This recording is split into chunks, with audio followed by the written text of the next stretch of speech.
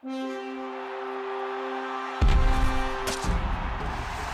I'm Hub Arkush, along with Pro Football Weekly Associate Editor Arthur Arkush, as we continue our series of the 32 NFL teams' training camp opening reports. And with the Houston Texans, the question is, you look at the NFL in recent history, getting to the playoffs doesn't seem to be the hard part. It's staying there once you're there. Texans, a fair number of changes during the offseason. What are the key free agent additions and high draft picks who figure to make a difference? I think the biggest headline for the Texans in the offseason was the loss of guys like Mario Williams and Eric Winston, not necessarily the addition, guys like Brady James and Whitney Mercilus through the draft. But these are guys they're going to count on. Brady James has been getting rave reviews throughout the offseason. He is going to challenge for that weak side inside spot opposite Brian Cushing. He's going to battle with Dale Sharpton there. And then Whitney Mercilus, everyone's curious to see. This is a raw kid, but a guy who certainly produced his last year at Illinois. And now Wade Phillips gets his hands on this pass rusher.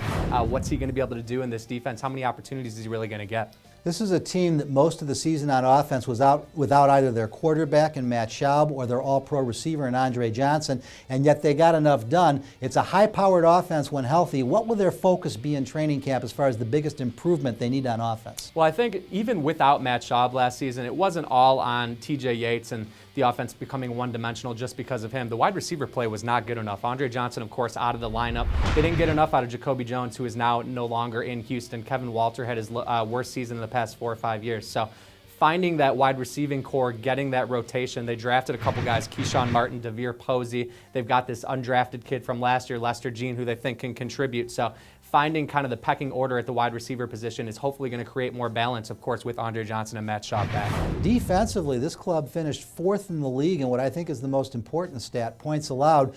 Mario Williams is gone, but he missed most of the season last year anyway. DeMeco Ryans is gone. Where do they need the biggest improvement on defense? As you said, I don't really think they need a lot of improvement. I think more than anything, they need to find a way to maintain and not have a huge drop-off without Mario Williams.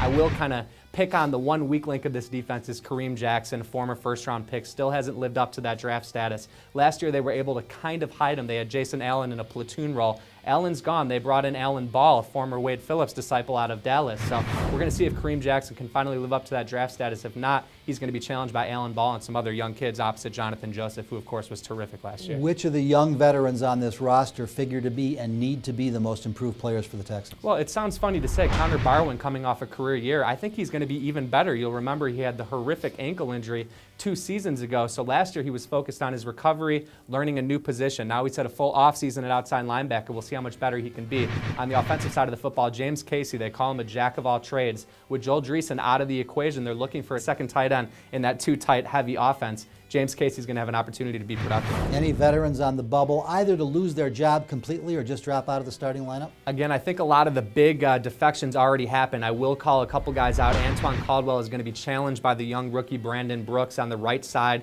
to replace Mike Breisel. And then we talked about Kevin Walter already. They love him for his fundamentals and his, being in the right place at the right time. His athleticism, his production have left a lot to be desired. He's going to be pushed by the young wide receivers. Can this young Houston team take another step forward? We will watch them closely in training camp. For all 32 of our NFL team training camp opening reports, stay right where you are at ProFootballWeekly.com, 24 hours a day, 7 days a week.